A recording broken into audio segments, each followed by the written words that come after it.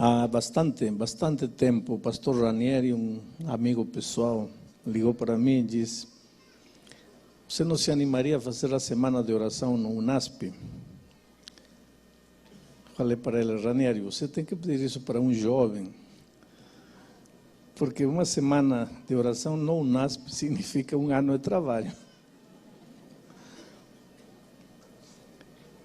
Ele disse: não, mas vem. Falei: infelizmente meu programa está todo cheio, mas eu posso arrumar um fim de semana. Ele disse: então me avisa. E um dia apareceu um fim de semana, porque amanhã tem um casamento importante de um membro da família, e eu vou fazer o casamento em Brasília, e teria que estar aqui no Brasil. Então liguei para ele e falei: eu estou indo para lá. E ele me disse: que data? Essa data? Não, me disse, tem uma caravana da Esperança lá em Cuiabá. Falei: bom, é a única data. Mas você poderia vir mesmo não estando eu?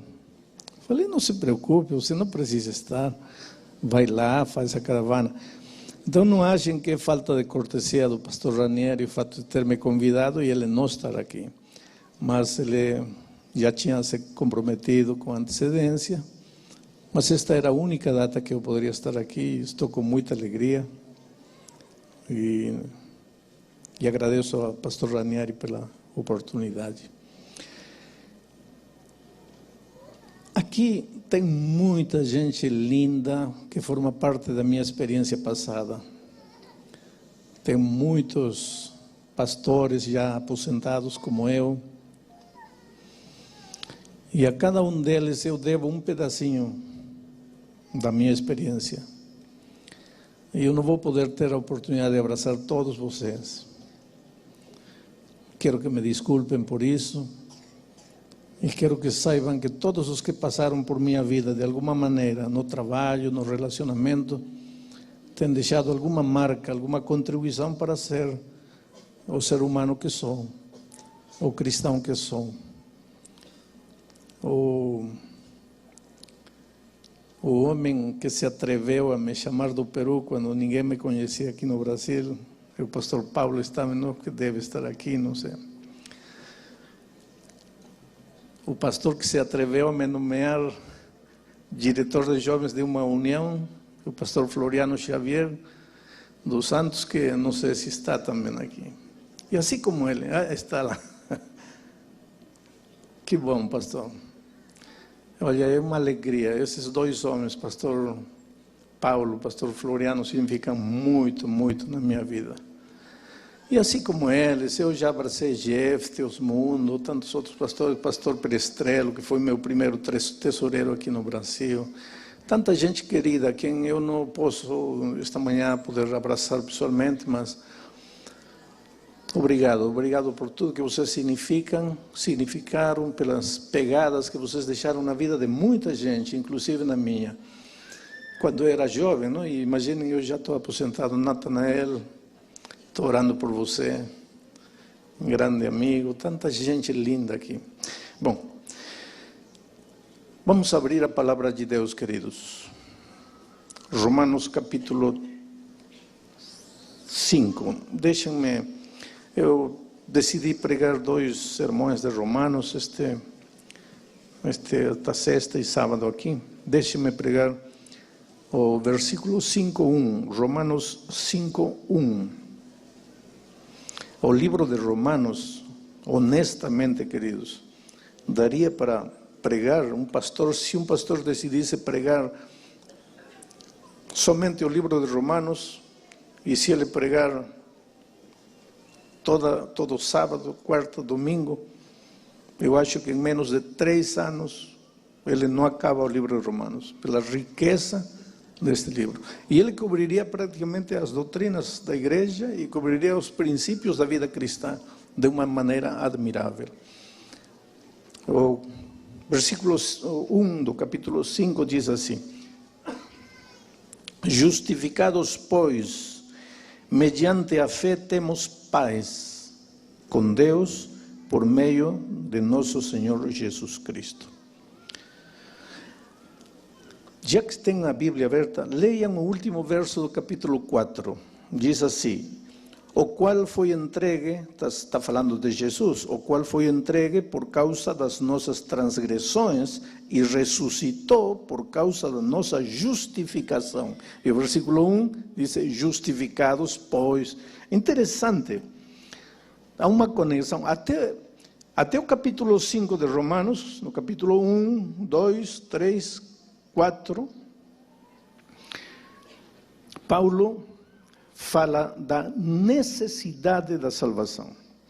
Paulo tenta conscientizar o leitor de que precisa ser salvo. Ele está mal, o ser humano está mal, está deteriorado pelo pecado. No capítulo 1, especialmente, ele apresenta um quadro triste das depravações, das misérias do ser humano sem Deus. Ele tenta, nos primeiros 4 capítulos, conscientizar de 3 coisas. Primeiro, você precisa de Deus, você está perdido, você está arruinado, você está deteriorado, teus sentimentos, teus pensamentos, teus relacionamentos, está tudo mal por causa do pecado. Então você precisa de Jesus. E essa justificação que Jesus vai te dar é unicamente pela graça. Agora, a partir do capítulo 5, Paulo começa a falar dos benefícios da salvação. Dos benefícios da salvação. Interessante. Ele não apresenta primeiro os benefícios da salvação como uma bala, como um chocolatinho, como uma sobremesa, dizendo, olha, veja o que te espera. Não. Ele primeiro começa a epístola aos Romanos conscientizando da miséria do ser humano. Entende por que você precisa ser salvo. Como dizem na gíria, cai na real, acorda. Não acha que você é bom, como o humanismo de nossos dias ensina. Não acha que você está em progresso. Pelo contrário, você está em deterioração permanente. Interessante que hoje muitas vezes se enchem em estádios, auditórios enormes, apresentando, olha os benefícios. Você não vai ficar doente, você não vai ter isto, você não vai ser pobre, você vai sair das dívidas. Isso também é parte do Evangelho, querido. Às vezes nós, como igreja, somos tímidos em apresentar os benefícios da salvação. Achamos que nesta vida o cristão tem que sofrer, tem que chorar, porque a nossa glória está lá nos céus. Não é verdade. Não é verdade. É verdade que nesta terra haverão aflições. Mas que o cristão tem que se rastejar no mundo, não é verdade. Agora, está errado quando o motivo para chamar as pessoas para a salvação são os benefícios. Deveríamos fazer como Paulo, trazer as pessoas para a salvação pela conscientização da sua necessidade. E aqui vem a participação maravilhosa do Espírito Santo, conscientizando o ser humano da sua realidade triste. Mas esse não é o meu tema, não vou analisar a Epístola aos Romanos.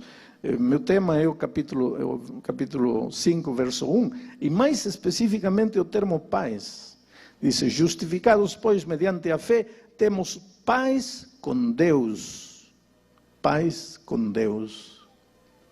Paz. A paz é o contrário do medo. O medo é ansiedade, é incerteza, o medo te amputa, te incapacita, te enfraquece, o medo te aniquila, o medo, a pior arma que o inimigo tem para destruir o ser humano é o medo. A paz é o contrário. Agora, pensa nisto. O primeiro sentimento negativo que o inimigo colocou no coração do ser humano quando pecou foi o medo. O medo. O primeiro sentimento negativo que o inimigo colocou no coração do ser humano quando caiu foi o medo. Era como se o diabo dissesse assim, colocando medo no coração do homem, não preciso fazer mais nada para destruí-lo. Porque ele sozinho vai se destruir, ele sozinho vai acabar, ele sozinho vai se aniquilar. O medo Agora, quando você vai a Jesus, diz Romanos 5:1, quando você vai a Jesus e é justificado por Ele, o primeiro sentimento que Deus coloca na tua vida é a paz, o contrário do medo. É interessante, você pode vir, ter chegado esta manhã aqui trazendo a sua vida rasgada, feita a pedaços, casamento destruído, endividado na vida financeira, pode estar doente, pode estar enfermo, pode estar com seus relacionamentos deteriorados, não consegue dormir, solidão, culpa, enfim, é um ser humano. Você vem numa reunião como esta para ouvir a palavra de Deus e ouve falar do Senhor Jesus Cristo, e você, na hora do apelo, se entrega a Jesus Cristo, esperando que desapareçam as dívidas, que desapareça a doença, que desapareçam as dificuldades no relacionamento familiar, etc, etc, etc. E você vai à frente para se entregar a Jesus, esperando todas essas bênçãos maravilhosas que todo ser humano precisa, e Jesus, em lugar de resolver teu problema de dívidas, em lugar de fazer cair um emprego do céu, em lugar de acertar o relacionamento familiar, Ele, quando você chega aqui à frente, Ele te dá paz. E às vezes você pode olhar para Deus e dizer, espera um pouco, Senhor, está tudo bem, eu preciso paz, tudo isso, mas primeiro me ajuda a resolver as dívidas, primeiro me ajuda a arrumar um emprego, primeiro me sara, me cura, me levanta.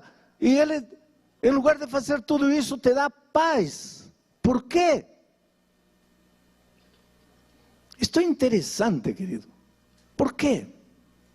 Primeira razão, porque o primeiro sentimento negativo que o inimigo colocou no coração humano quando pecou foi o medo, contrário da paz. Agora, o primeiro sentimento que Deus coloca em teu coração quando você é justificado é o contrário do medo, a paz. Por quê? Porque uma pessoa com paz no coração é o melhor instrumento para a realização dos grandes milagres divinos. Porque há dois tipos de milagres: os milagres sobrenaturais e os milagres naturais.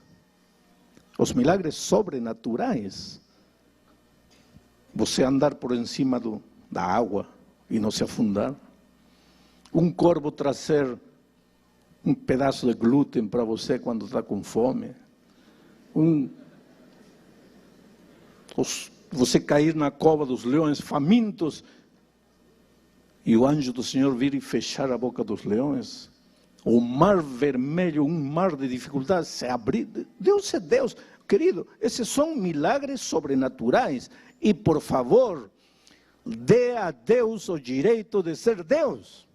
Acredite em Deus, não se atreva a duvidar do poder de Deus. Porque se alguém está com câncer esta manhã, pode sair de aqui curado. Deus é Deus. Não duvide neste mundo racionalista, pragmático, não se atreva a duvidar do poder de Deus, querido. Eu tive um grande amigo, pastor. A emoção é tão grande. Jerry Patzer, presidente da União Norte da Califórnia, um grande homem. Ele um dia disse: eu não sei por que tanta gente não consegue aceitar que um grande peixe, vamos dizer que seja uma baleia, eu não sei como tanta gente não consegue entender que um grande peixe engoliu Jonas. O teve dentro da barriga 3 dias, não o digeriu, e 3 dias depois o jogou vivo. Ele dizia: eu não entendo como tem gente que não pode aceitar isso. Porque conhecendo o Deus que conheço, dizia ele, se a Bíblia dissesse que Jonas engoliu uma baleia, a teve na barriga 3 dias, não a digeriu, e 3 dias depois a jogou viva, conhecendo o Deus que tenho, eu acreditaria. E no entanto, meu querido amigo Jerry Patzer morreu com um câncer na flor da vida. Como você entende essas coisas? Querido, Deus é Deus e pode fazer milagres sobrenaturais na hora que Ele quiser, quando Ele quiser, com quem quiser e porque Ele quer. Milagres divinos sobrenaturais não são atribuições humanas. Mas a maioria dos grandes milagres divinos são milagres naturais. E para a realização dos milagres naturais, o instrumento é você.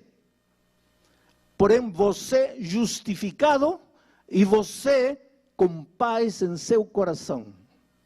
Você justificado e você com paz em seu coração.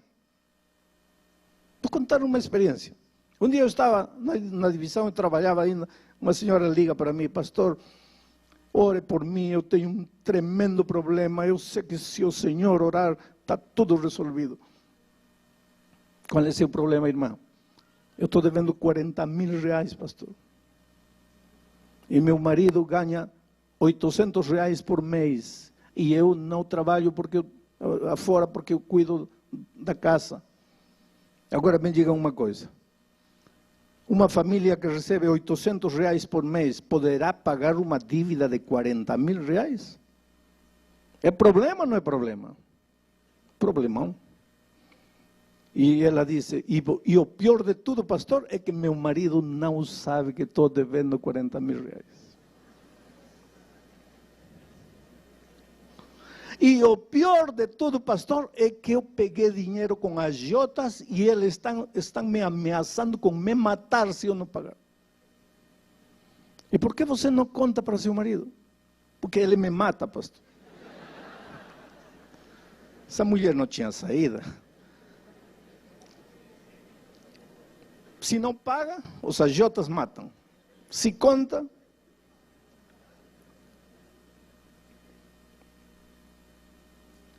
falei, tudo bem, filha, vou orar por você. Qual é o seu problema?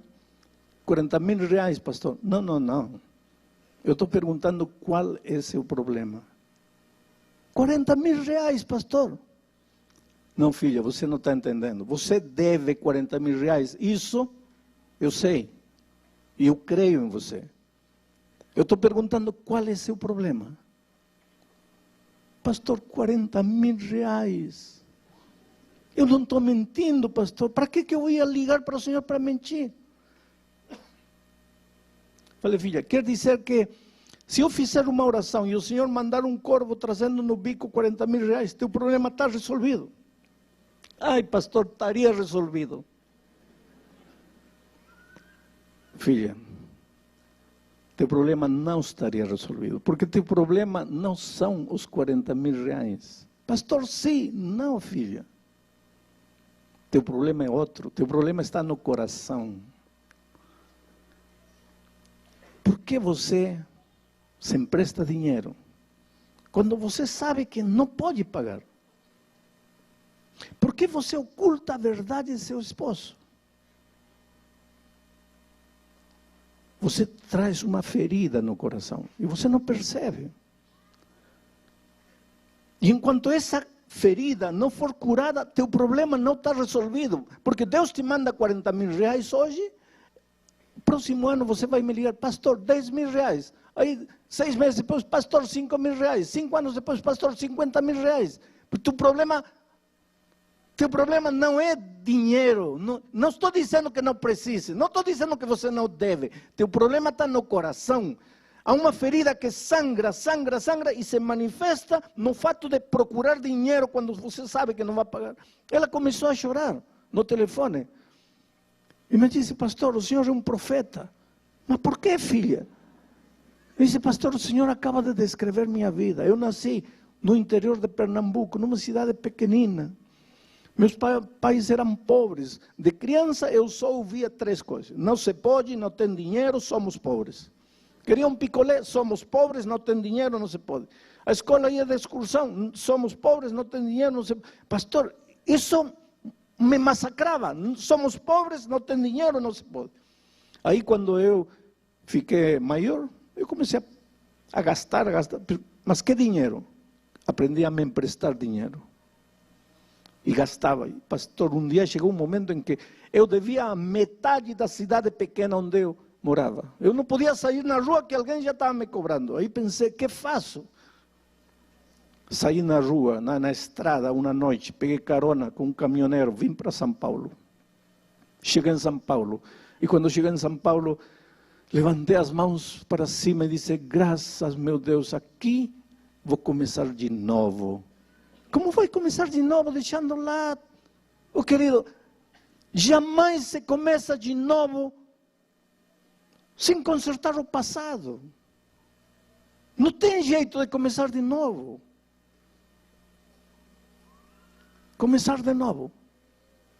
Se consagrou a Deus, começou a orar, a estudar a Bíblia, conheceu na igreja um jovem cristão, casou com ele, cristão, bom menino, mas ganhava R$800. Veio um filho, veio outro filho, e agora estava devendo R$40.000. E agora? Ia fazer o quê? Fugir de São Paulo, ir para Tóquio. E quando devesse a metade de Tóquio, ia ir para onde? Para a Lua. Você vê que a dívida não era o problema, querido. O que você diria esta manhã se eu te dissesse assim? A enfermidade que você tem no corpo não é problema. Aí você diria, pastor, para você não é problema, porque você está bem. Mas olhe para mim. O que você diria se eu te dissesse hoje que a falta de emprego não é problema? O que você diria se te dissesse que o fato de você não conseguir uma noiva, um noivo, não é problema? O que você diria se eu te dissesse que o fato de o casamento estar se fazendo pedaços, que nesse relacionamento deteriorado, a tua esposa não é o problema, o teu marido não é o problema? O que você me diria? Você diria, pastor, que o senhor não conhece a minha situação, mas se conhecesse de perto, veria que sim é problema. Não, não é problema. O problema, querido, 99% dos problemas não estão fora da gente. 99%, não estou exagerando, 99% dos problemas estão dentro da gente. Lembra quando Pedro e seus companheiros estavam no mar da Galileia e Jesus apareceu aquela noite? Havia vento, havia tempestade, havia trovão, havia escuridão. E se você perguntasse a Pedro e aos discípulos, qual é o problema? Eles diriam, como qual é o problema? Não está vendo, está escuro, está chovendo, a água está entrando, vamos afundar, esse é o nosso problema. Não era o problema. Porque quando Jesus chegou na vida deles, não acalmou a tempestade, não fez o sol sair, não parou o vento, as ondas continuaram gigantescas. O que fez Jesus aquela noite quando chegou? Resolveu o problema. Mas então como continua a tempestade? Porque a tempestade não era problema, o problema era o coração. E quando Jesus chegou aquela noite, arrancou o medo do coração, colocou a paz, a segurança, a certeza.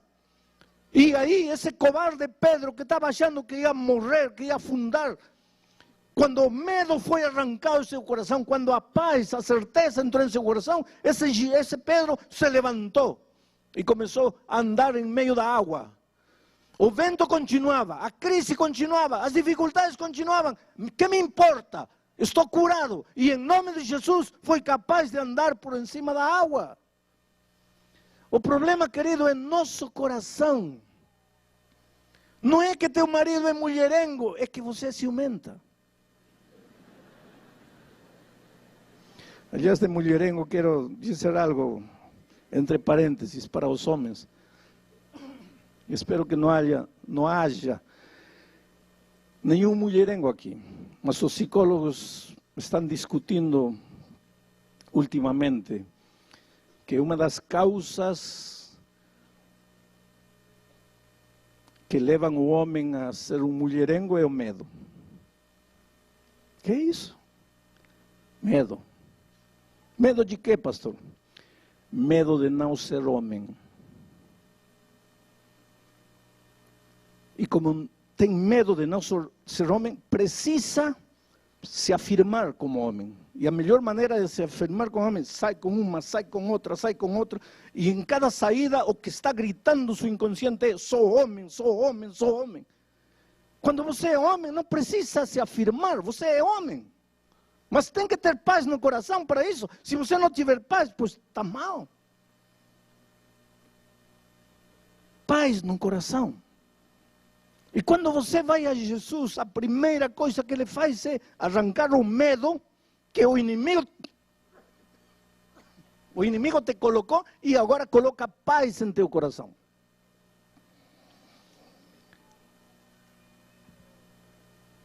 Meu tempo está acabando, mas eu quero deixar um pensamento interessante. Há muitos anos atrás eu estava pregando num teatro de ópera. Tinha 5 andares, era um teatro que girava assim. Tinha que estar pregando olhando para todo lado, para cima. E quando terminou a pregação, eu fui ao camarim e estava esperando aí o pastor que ia me levar para o hotel. Mas a porta se abriu e entrou na cama. E na cama um rapaz deitado, que não mexia do pescoço para baixo nada, tetraplégico, quadraplégico, sei lá, sem poder mexer nada. Eu conhecia a história porque já tinha me contado. Nasceu e cresceu na igreja aquele menino. Quando foi para a faculdade, para a universidade, ele um dia achou que seus pais estavam errados, que a Bíblia estava errada, que o Evangelho foi uma etapa na vida dele, que ele já tinha superado tudo isso, e ele saiu da igreja, ria dos pais, burlava de todo mundo, caçoava de todo mundo, não queria saber nada com Deus, nada com a igreja, nada com a Bíblia, nada com o Evangelho. Um sábado de manhã, enquanto os pais estavam no culto, como hoje, ele estava na beira do rio com amigos, bebendo cerveja, dançando, fumando, felizes da vida. Lá pelas 4 da tarde já tinham bebido bastante, comido bastante carne, a mente já estava embotada. Já. O problema do álcool é esse, que chega um momento que você não sabe o que está fazendo.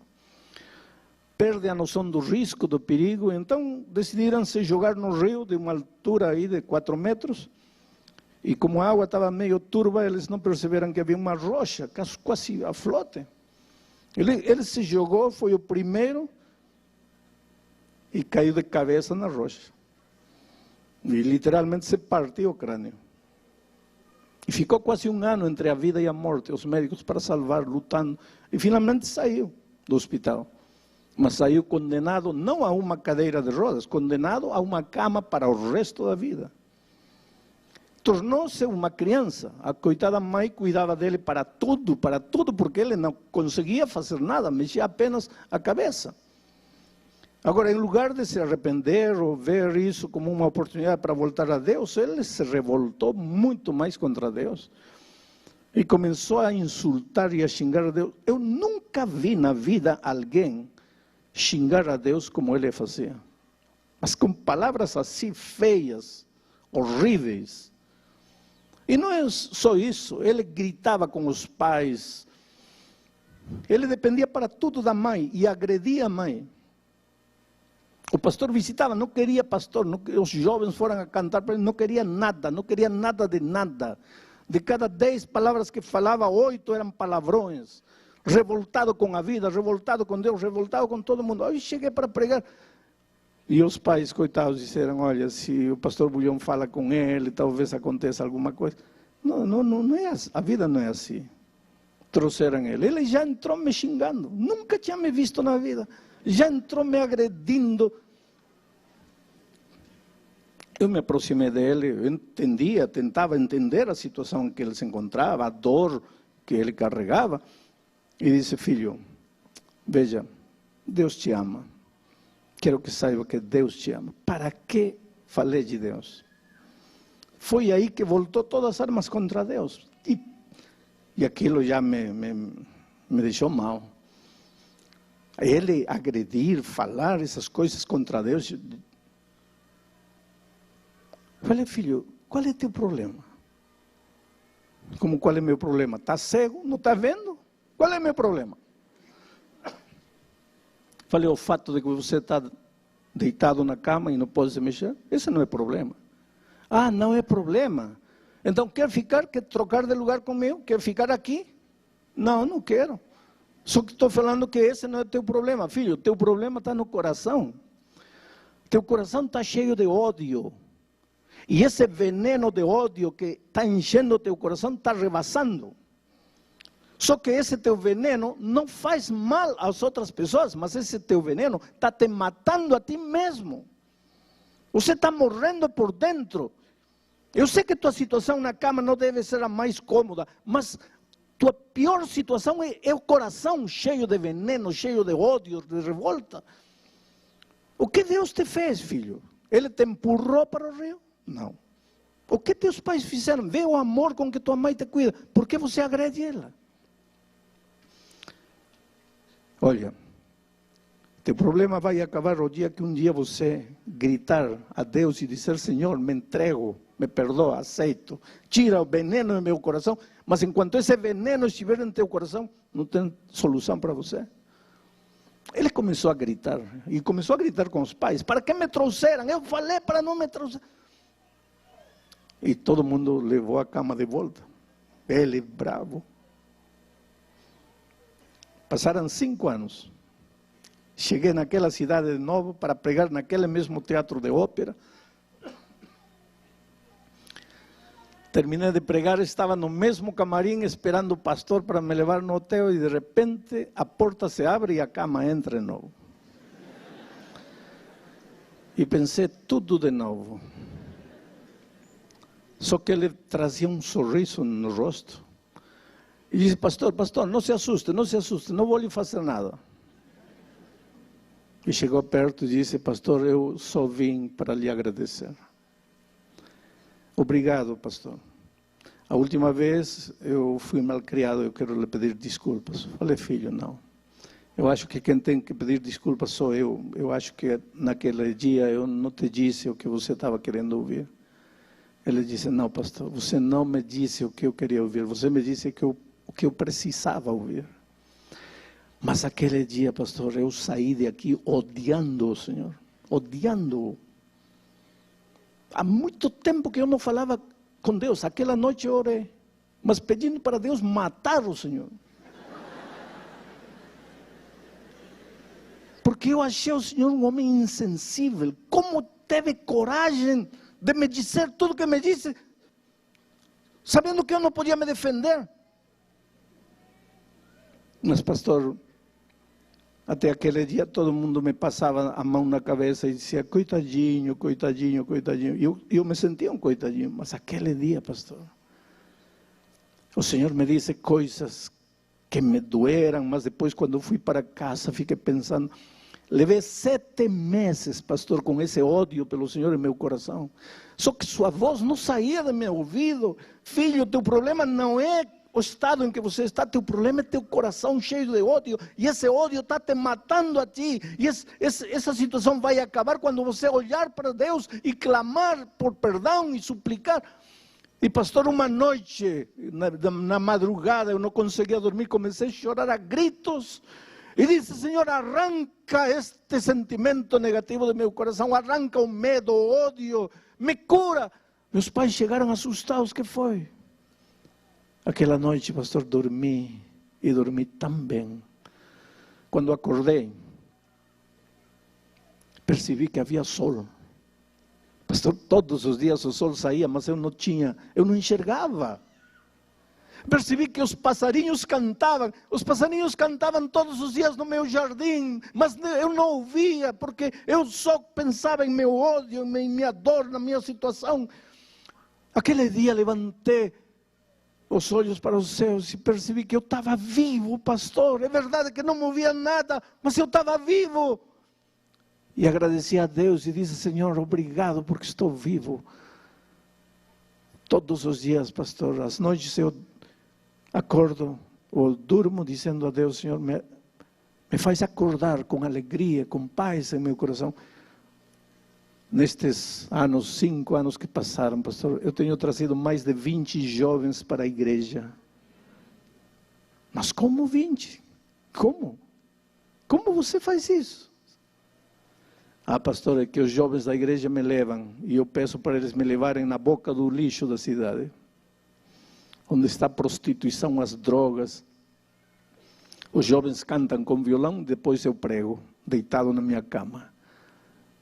E as pessoas se aproximam, talvez até por minha situação, e eu digo, eu era como vocês. E conto toda a minha vida, e conto como aconteceu um acidente, e digo como era revoltado, e como Deus colocou paz no meu coração, e falo para eles, vocês estão esperando chegar ao meu estado para voltar os olhos de Deus? Pastor, já trouxe mais de 20 jovens para Cristo, e todo dia lhe digo, Senhor, deixa-me viver para continuar trazendo gente para Ti. E pastor, eu pintei um quadro, e quero lhe mostrar, e aí trouxeram o quadro. Falei, mas filho, como você pintou se você não mexe nada? Ah, disse pastor, esse era meu problema quando eu não tinha entregado a vida a Cristo. Eu me olhava no espelho e só via o que não mexia. Hoje, para que eu vou me preocupar com o que não mexo, senão não me serve para nada? Então, o único que eu olho no espelho é o que mexo. E eu mexo a cabeça, pastor. Eu aprendi a pegar o pincel com a boca e a pintar com a boca. E este quadro eu pintei com a minha boca. E é um quadro impressionante. Tem várias cenas. Aqui tem um monstro. Você tem que dar um desconto, porque foi pintado com a boca por alguém que está aprendendo a pintar com a boca. Mas aqui tem um monstro com chifres e rabo. No segundo quadro, já não tem chifres o monstro, mas tem rabo. No terceiro já não tem chifre nem rabo, mas continua monstro. Aqui está a cruz de Cristo. E aos pés da cruz está o monstro, só que já não é monstro. Virou príncipe, é um príncipe. E ele me disse, pastor, esse último aí sou eu quando o Senhor me conheceu. Esse príncipe sou eu hoje, transformado por Jesus. Oh, querido, eu tenho encontrado tanta gente jovem que pode andar, pode correr, pode pular, pode fazer tudo e quer morrer. E diz, pastor, a vida não vale a pena. Para que nasci, para que vivo? E conheço aquele rapaz que não pode mexer nada e quer viver. E todos os dias diz, Senhor, deixa-me viver. Qual é a diferença? A diferença é Cristo. Justificados, pois, pela fé, temos paz. Quando o Espírito de Deus entrar no teu coração, você vai aprender a pedir perdão à esposa e vai ver que talvez sempre teve uma esposa maravilhosa, que teu temperamento foi destruindo. Quando você for curado por Deus, vai deixar o machismo de lado e vai aceitar que tua esposa tem razão. E vai lembrar que tua esposa talvez foi uma flor linda que chegou às tuas mãos e que você, por causa do temperamento indômito, foi murchando. Mas só Jesus pode fazer isso. Arrancar de teu coração o medo. Por que você grita? Por medo. Por que você é teimoso? Por medo. Por que você não cede? Por medo. Medo. O medo arruina tudo. E quando você vai a Jesus, a primeira coisa que Ele coloca em teu coração é paz. E agora você, com paz, vai ser um instrumento para reconstruir teu casamento. O instrumento para resolver teu problema financeiro. O instrumento para enfrentar os vendavais da vida sem temor. Transformado por Jesus. Eu quero fazer um convite, porque a minha natureza de evangelista não me deixa terminar um sermão sem fazer um convite.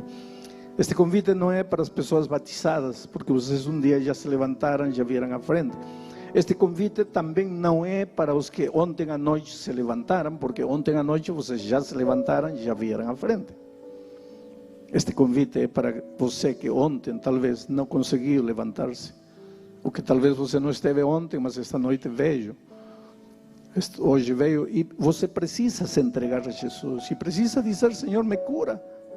Senhor, coloca paz em meu coração. E quando você estiver com seu coração inundado de paz, vai ver como vai enfrentar a vida de outro jeito, transformado pelo poder do Senhor Jesus. Vou pedir a Monique que venha para cantar, porque enquanto ela cantar, eu quero perguntar: quem é a primeira pessoa que gostaria de se levantar e chegar aqui entregando o coração a Jesus? Mesmo que seja aquele que vier, levante-se e venha, em nome de Jesus. Glória a Deus. Essa menina linda, vem. O Espírito de Deus se está movendo. Venha lentamente, abra-se passo em meio da multidão e chegue aqui enquanto ela estiver cantando. Eu vou estar orando em meu coração para você chegar aqui entregando o seu coração a Jesus.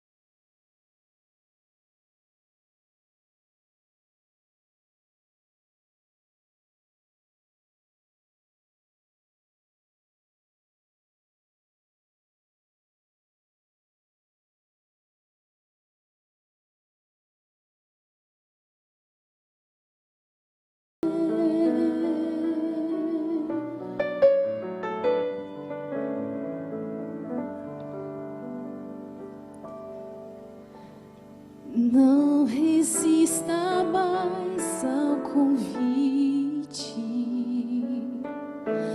Nos braços de Jesus cabemos todos nós. Ele nos restaura com o toque de sua mão. Mas qual será?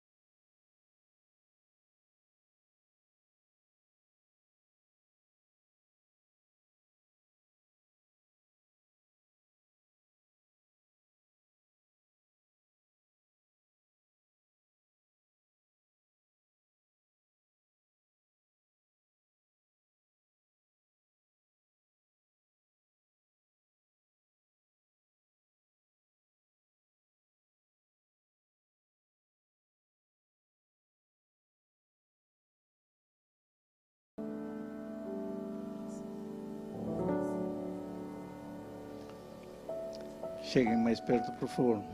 Aproximem-se mais. Sube aí na escada. Cheguem perto.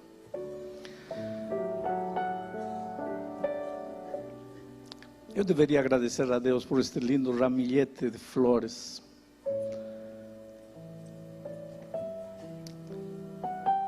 Mas poderia esperar pelo menos umas 12 pessoas mais que se levantarão e virão. Pelo menos 12 pessoas mais que sentadas aí estão sentindo a voz de Deus trabalhando em seu coração. Eu não sei quem é você, mas de repente você é um aluno, estudante, precisa tomar sua decisão, entregar a vida a Jesus. Quem é o primeiro que poderia vir? Glória a Deus por esse rapaz, veja, trazendo seu neném nos braços, não? Que coisa linda. Vem a Jesus. Hoje é o dia de boa nova. Hoje é o dia de salvação. Vejam. Já vieram 4, 5, 6, 7. Onde está você? Vai voltar para casa deixando passar a grande oportunidade de sua vida? A Bíblia diz: se ouvirdes hoje sua voz, não endureçais vosso coração. E você está ouvindo a voz de Deus. Glória a Deus, meu rapaz. Vejam essa decisão. Como vocês são valiosos para Deus. E como quando o Espírito de Deus se move, as pessoas respondem, as pessoas se entregam, as pessoas se rendem. Só que esta rendição só vai redundar no seu bem. Vem a Jesus. Vem, lentamente. Deixa-te trazer pelo Espírito Santo. Glória a Deus por essa senhora. Sabem, essa cena de alguém trazendo um neném no colo, a mim me emociona. Porque há muitos anos atrás, numa cidade bem pequenina, um pastor fez um convite. E uma senhora jovem levou um menino no colo para frente. E entregou sua vida a Jesus. Essa senhora era minha mãe. E esse neném era eu. E quando ela foi à frente, ela jamais imaginou que por causa dessa decisão dela, esse menino de colo poderia ser um instrumento de Deus para pregar o Evangelho em todo o mundo. Imagina o valor de uma decisão. Só Deus sabe aonde vão chegar esses meninos por causa da decisão dos pais. Jovens, que Deus abençoe vocês. Vocês têm uma estrada longa diante de vocês, mas para toda dor, Jesus tem a cura. Ele é o pão, Ele é a água. Ele que está começando hoje a obra em vocês, vai terminá-la certamente. Quero vê-los vitoriosos no reino dos céus quando Cristo voltar. Vamos orar. Pai querido, toca estas vidas, Senhor, em Teu nome. Toca estas vidas e transforma estes corações. Arranca o medo e coloca paz nesses corações. E depois usa essas pessoas transformadas para a realização dos Teus grandes milagres naturais. Opera maravilhas nestas vidas, Senhor. Em nome de Jesus. Amém. Vou fazer um convite à igreja. Se você tem aqui adiante um amigo, um vizinho, um parente, um companheiro que você quer abraçar e quer prometer a Deus que vai orar por ele, vai estudar a Bíblia com ele, por favor, levante-se, venha. Façam festa aqui, festa espiritual. Há gozo nos céus por um pecador que se arrepende.